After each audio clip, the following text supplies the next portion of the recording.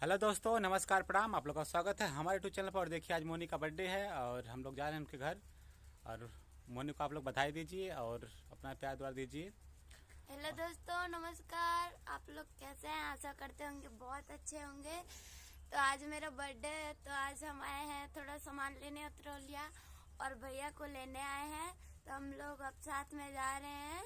तो आगे ऐसे ब्लॉग में बने रहिए, फिर आगे चल के आप लोग को दिखाएंगे आगे कि हाँ, का कैसे कैसे कार्यक्रम। बर्थडे मनाते मतलब हैं, क्या कैसे क्या कैसे होता है बर्थडे बर्थडे में, मनाते हैं हम लोग। कितना डांस होता है, कितना नहीं, आप लोगों को दिखाएंगे। आप ठीक है। लोग बर्थडे में कौन कौन आ रहा है, आप लोगों को हम दिखाएंगे। हाँ। फिर गाना गा मोनी तो बर्थडे में अपने। आज तो मेरा गला बैठा है, काम करते करते थक गई हूँ। काम कौन सा गाए?